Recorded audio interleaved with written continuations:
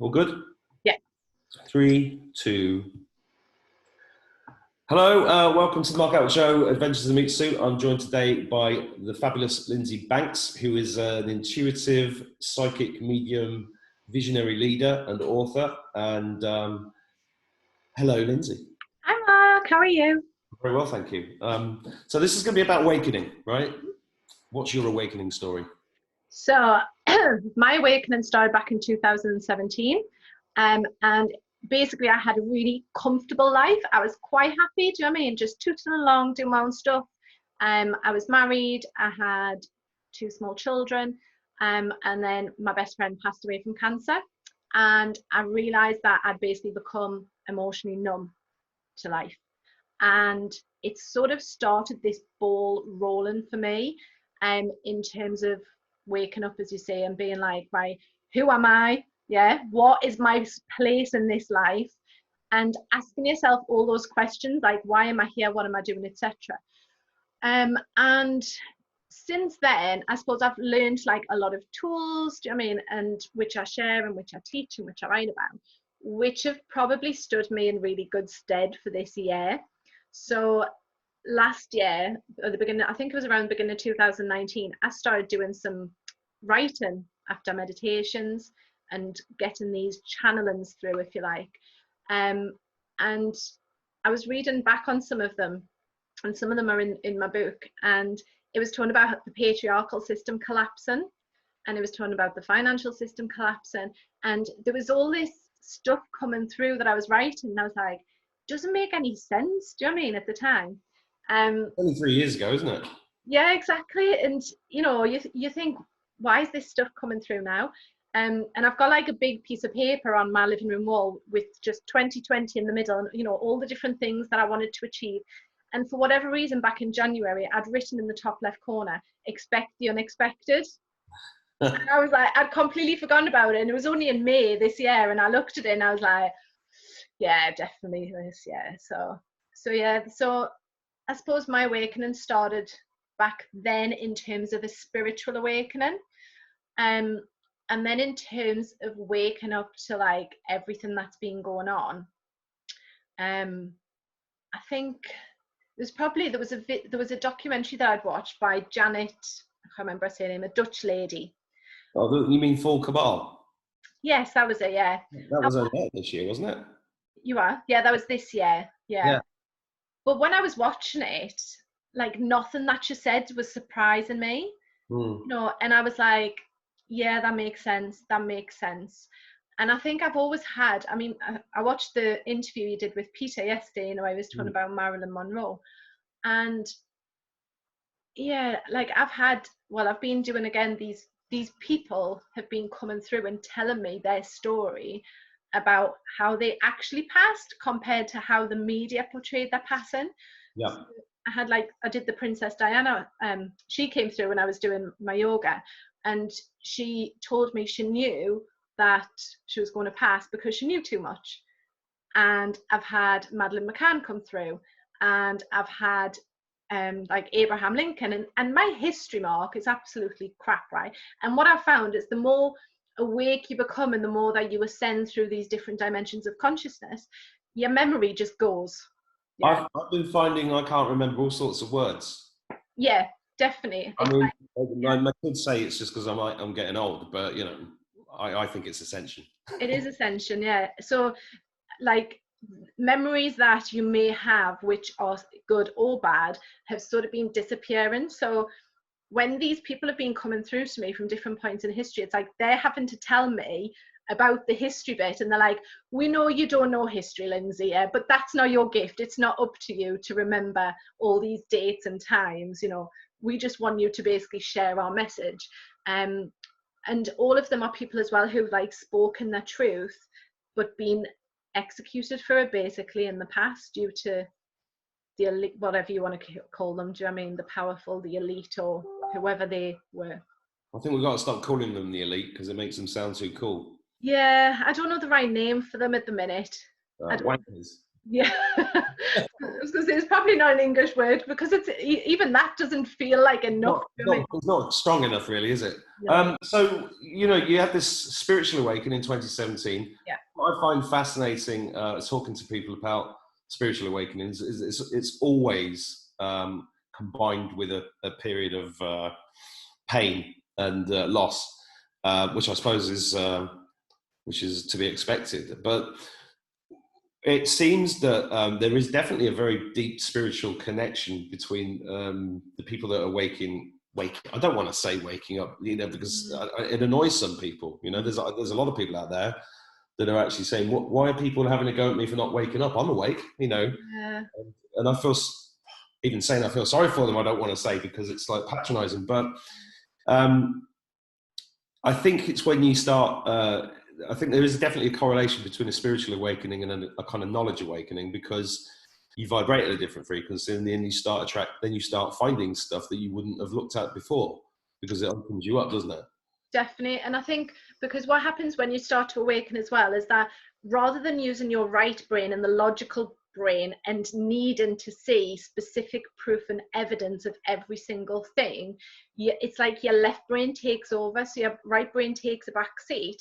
And instead, when you're watching these things or when you're hearing about them, it's like you're asking yourself, does that feel true to me? Does this feel that's something that is right? So, like, Trump is a Marmite character, isn't he? It's like, I love him, I know there's people hate him. But when he was voted into office the first time, I remember sitting there and I was like, there was all this uproar and people were like, I can't believe it. And I was like, he's needed. I was like, the reason he's there, he's got a purpose to fulfill. I was like, I don't know what it was, but when I watch him, when I listen to him, I know that he's doing the job that he was put on this earth to do. And a lot of the messages that I've been given as well through Spirit these last years, like, to be a fearless leader, basically, you can't care what anyone thinks of you. And he doesn't. Well, it doesn't matter what you think of him. He's got balls of steel. Exactly. So yeah, so I think there's that knowing that comes when you're doing the spiritual work, and rather than looking for scientific facts and hard evidence, you're going into sort of like your feeling. So like with Matt Hancock, I remember watching him and on a small clip, and I was like, I cannot physically watch this person, and I can't watch him, because I know that what he's saying is not the truth, and because I know that what he's saying, just, it's none of it rings true. Do you know what I mean? Well, he knows it as well. It's interesting. I think it was David Icke that called this a post-fact society that we live in, and I think that's why Trump started calling news fake news, to try and wake everybody up to realise that all the mainstream is bullshit, basically, and has been forever. But was there a one thing that, people talk about going down the rabbit hole? Was there one thing that made you go, geez, that's really out there, that got you to the point where when you watched Full Cabal, you were like, oh, that actually makes sense? Well, the fall of the cabal made sense to me anyway, so I could sort of see the Bill Gates connections and the Clintons and everything else. For me, the biggest oh my god moment was probably around Michael Jackson. So I was a massive Michael Jackson fan back in the day. I went to see him when I was 16. It was my first concert. I absolutely loved the guy.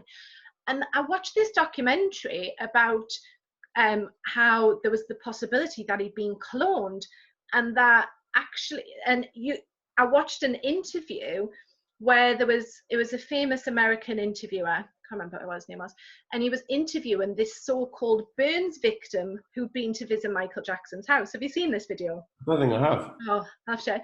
But when this guy is talking, it's like, it is Michael Jackson. I know it's Michael Jackson.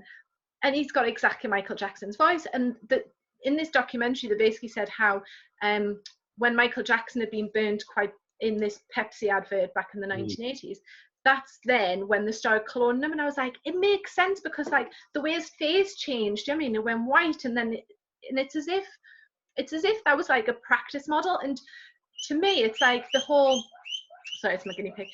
clone thing seems so out there, but then you've got the Star Wars movie Attack of the Clones.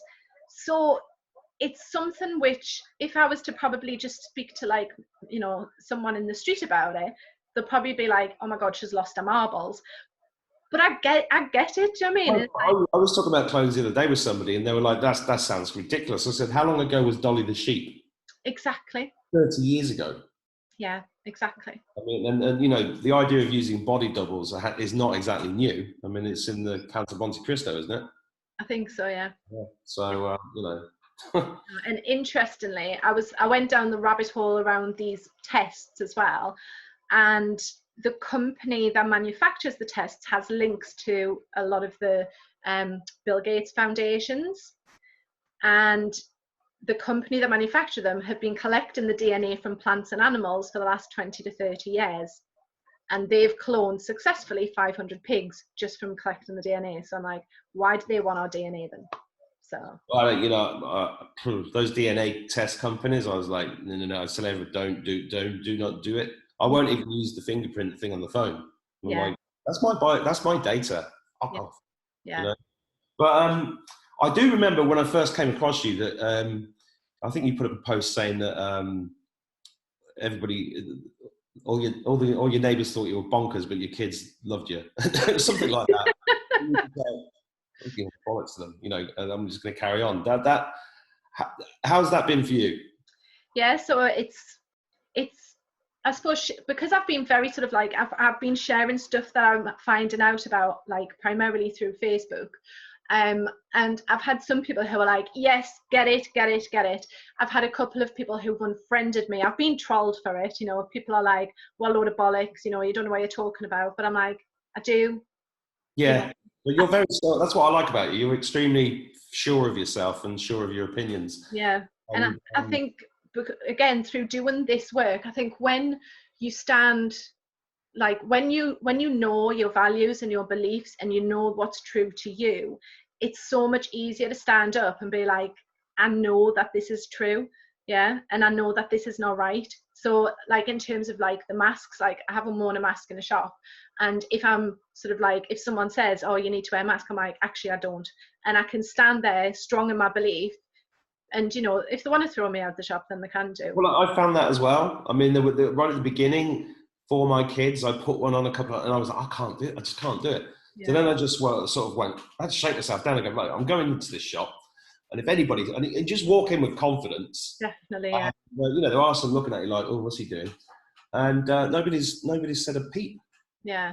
And I think that's the thing. I think if you're walking in with that confidence and being like, I'm standing in my power, do you know what I mean? Grounding and protecting your energy before you go in and just be like, I'm entitled to do this and I'm entitled to be here, then it's sort of, it helps you. Do you know what I mean? Whereas if you're sort of like maybe a bit unsure of what you can and can't do, or you're unsure of where you sit in terms of it, I think that sort of, you're sending that energy out, which is like, oh, I'm a little bit nervous, a little bit anxious about this. So I was talking to a lady in one of my Facebook groups earlier, and I was like, find yourself another non-mask wearing buddy, do you know what I mean, if you need to. Yeah. And then if you're going in twos, you're like, right, I'm safe. It's, it feels more comfortable. Yeah, 100%. And you were involved in organising some marches in the north of England? Yes, recently? Yeah. So that was part of which fell right at the time. So I joined a group called Freedom for the Children, because I'm sure, like many of us, we're sat there going like, oh my God, what can I do? I've heard about these kids and I've heard about this. So I joined it, and initially I was going to go to the walk in Leeds, and then upstairs, or the Universal Spirit, they said, no, you need to organise one in York. So along with my friend Lizzie, the two of us just sort of like set it up, and I'd contacted the police, and I was like, look, we're planning this peaceful walk, and he was like, well, as long as there's no more than 30 people, that's fine. I was like, no. I said, well, if there is, I said, I'll just split them into two groups. So one group's there and one group's there, so there's ways around it. And yeah, so we walked through the city of York with the banners saying Save Our Children. One of the guys, Chris, said, look, let's go and stand outside the Disney store. So we stood outside the Disney store shouting, well, not shouting, but chanting, Save our children are not for sale. And then we did a meditation at the end, sort of like to guide everyone and transmuting, that anger and that fear into love and sending it back out into the universe. So I did that one, and I was asked to do another, but upstairs said that's not where your energy lies. So my energy now is around looking beyond these next few months and creating these conscious communities and spaces. So that's where I'm directing my energy at the minute. I'm just interested though, when you did the walk, the interactions with the public, did they have any idea what you were talking about?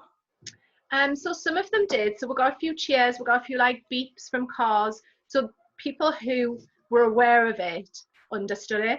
And then we were handing out flyers as we were going. So I've been in the city centre since. So last weekend I was there, and there was a chap giving a talk and handing out leaflets. And I had a lovely conversation with a lady who was a Christian, who said, you know, we're not allowed to sing together in church, and obviously by singing together raises the vibration.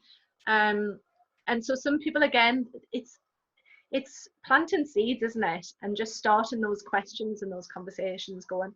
It's quite amazing. I spoke to a friend from London yesterday, and I said, you know, there were these amazing people in London at the weekend shouting down with paedophiles outside the BBC. He was like, really? Were there? And he lives in London. And it's incredible how quiet all of that's been kept. Yeah. Although there have been earthquakes this morning. Have you seen that? I did see that. Yeah. It's like underground bases being taken out. So do you still do one-on-one work with people?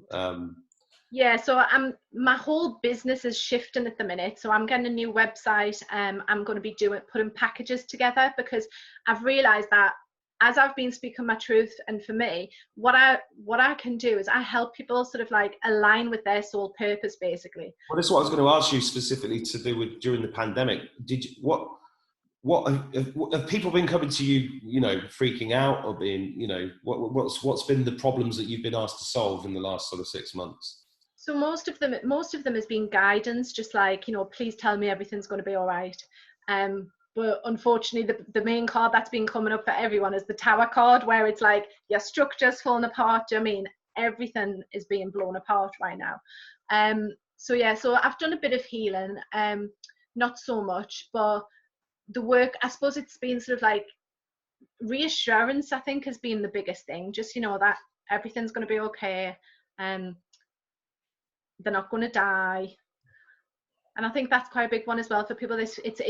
It's brought up, you know, so many different fears for people. So their fear of death, and it's like, well, if we start talking about death and creating conversations, and you know that your soul is going somewhere else when it passes, and it's not actually the end of your soul, it's the end of your physical body, then maybe that might help people come to terms with the idea of that. So it removes that fear, and it's like, what other fears do you have them in? So, you know, a fear of like losing my job. So you lose your job, then what happens? Well, I don't have any money coming in. So then what do you do? Well, I don't know. Well, maybe you think about starting your own business. What are your skills? What are your tool sets?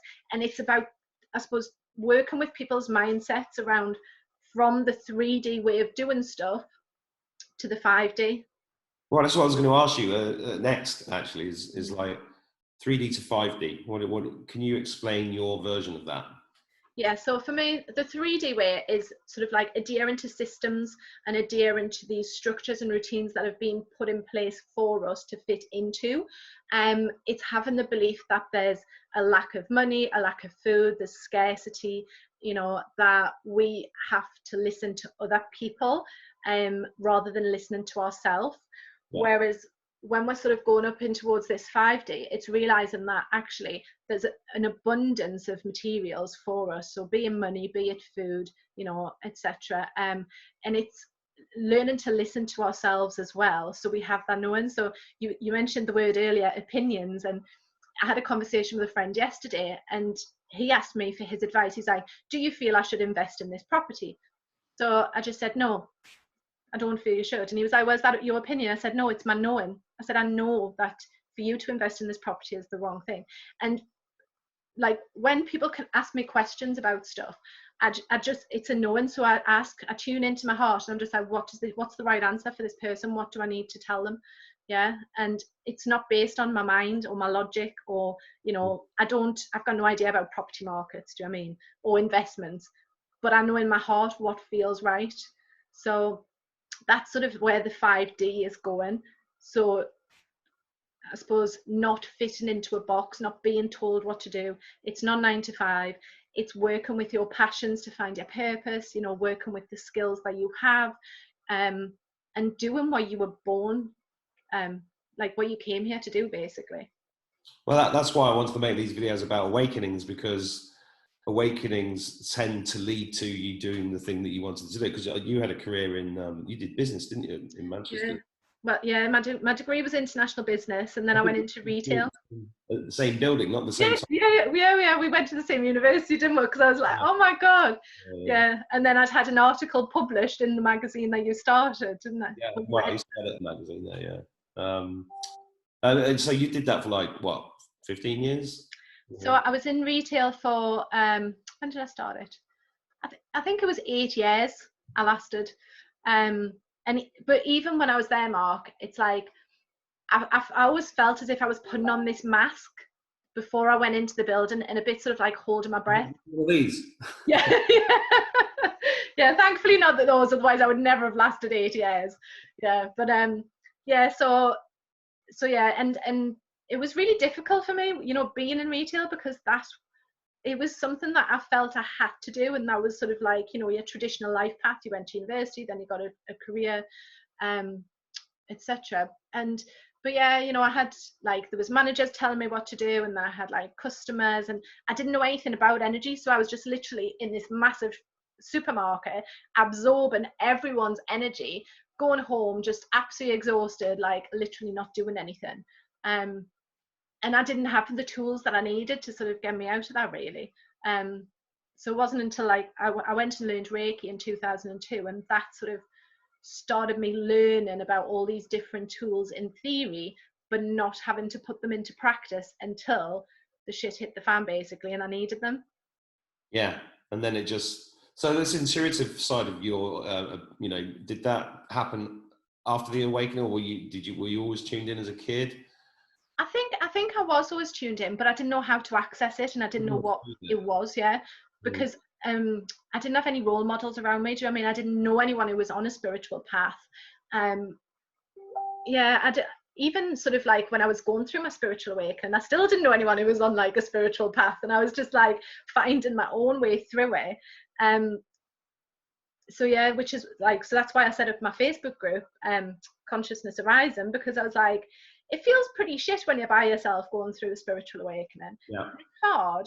And I just thought, if there's a group, if there's a space where people can come together and even just be like, God, I'm having a crappy day, do you know what I mean? Does anyone know what's going on in terms of the energies? Then it can just help, and just to know that there's others that are going through it and you're not alone, I think. I think it makes a massive difference, and you know, throughout this pandemic as well, just finding certain people who had the balls to speak about stuff was just amazing for me personally.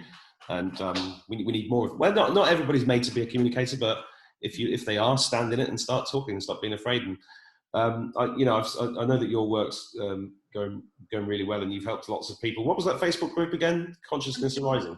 Yeah. Yeah, I'll put a link in the bottom of this. And what's your new website called? So I haven't got my new website yet, but you can still find me, lindsaybanks.uk. And I'm on social media, Lindsay Banks 111 on Instagram and Twitter and LinkedIn. And well, send me all the links. I'll put them in the bottom. But you know, I really appreciate that chat, and it's very interesting. And carry on with the great work. And I'll see you in 5D, shall I? Yes. Crystalline beings. I'm waiting for it to change. It's not quite changing yet. Yeah, no, I don't think our physical bodies are going to quite fully change yet, but yeah. Well, that's a shame. I like the idea of these med beds and regressing back 30 years, but we'll see. Yeah, I love those. Thank you very much, Lindsay. Have a great day. Thank you, Mark, and you. Bye-bye. Bye.